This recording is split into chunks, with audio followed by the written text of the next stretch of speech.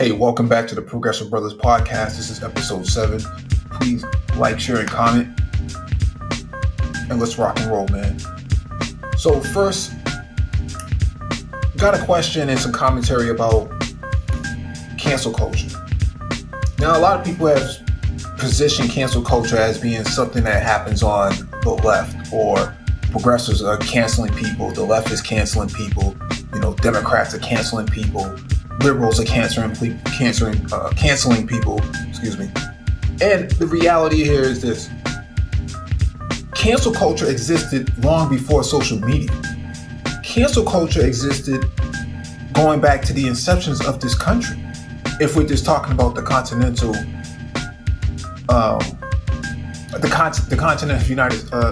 America itself. And so when we think about colonialism was cancel culture to the indigenous people as well as the enslaved Africans. Okay, slavery was cancel culture because it did not allow Africans to be seen as human beings. They were seen as property. They were treated as such. The genocide of the indigenous people of this country was also cancel culture. Okay, the partitioning of this country into small chunks and states and fictitious sort of perspectives was also cancel culture. Okay? Imposing religion from Europe onto the indigenous people and the enslaved people was also cancel culture because it othered their mere existence of any identity that they had previously. Okay, they didn't even respect them as human beings. Okay, capitalism is also cancel culture because the means of production does not belong to the employee; it belongs to the employer. And in this case, slavery, which was built off of capitalism, off the backs of the stolen labor from Africans, was cancel culture. And so a lot of people on the right want to say cancel culture about the left, but the reality is the imperialism of Europeans onto this side of the continent, across the transatlantic, was or can be seen as the cancel culture of back then. But no one really wants to talk about the origins of cancel culture. They just want to talk about what's happening right now and not historically what happened in the past. The position here that many people who have an issue with cancel culture is that they're upset that they cannot legitimately project their ideals onto everyone else. And so what they want to do is make it seem like being canceled is wrong, but that's what that's what the right has always done. Jim Crow is cancel culture. Okay? Not allowing Black people to have the 14th Amendment, which is the right to be protected equally under the law, was cancel culture.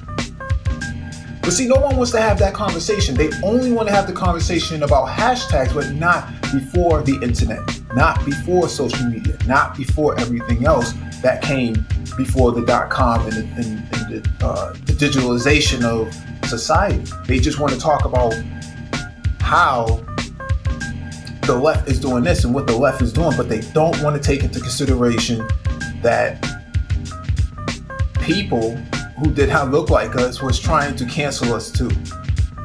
And so it's only right that there's some legitimate pushback coming from places other than what we now know as the right. And so I'm saying all this so that people understand that there is a historical context behind this. When Black people did not have access to labor unions, they were being canceled. When Black people did not have access to FHA loans, they were being canceled. When Black people did not have access to Social Security, they were being canceled.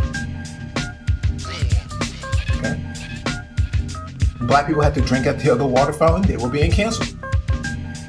When black people didn't have access to their own constitutional rights, they were being canceled. Again, the drug war of the 70s and 80s and 90s was, in fact, cancel culture. Because they canceled one community out from equal protection under the law.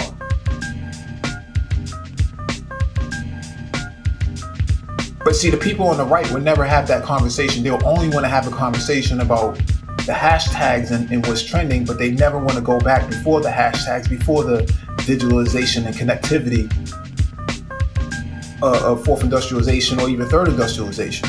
They just want to have a conversation about what dissatisfies them. And so you can never have an honest conversation about what the origins are of cancel culture. And so, to wrap this up, there's a lot of historic reference that we can look back to see that cancel culture existed long before there was any sort of involvement in opposition by black people. Okay, they always want to say the black left or the liberals or the black liberals or something of that nature. They're always trying to find a way to put the blame on one particular group of people instead of looking at the historic context. See, history only matters when it's convenient for them. Traditionalism, when things were good. I asked some of these people who claim to be conservative, well, when was it ever a good time for a black man to be a conservative in this country? And you never seem to get an accurate description or a time and a date as to when it was. Because prior to 1965, like some of these conservatives want to go back to, there was a lot of cancel culture going on back then. That cancel culture was called Jim Crow. It was apartheid. We saw it here. We saw it in South Africa. We saw it in many other places where European imperialism took place. And so I want to make it clear so that people understand that cancel culture has its roots in colonialism. It has its roots in capitalism. It has its roots in racism. Racism is cancel culture. It's an algorithm by another means of imperialism. And so please like, share, and comment. And you all have a good one.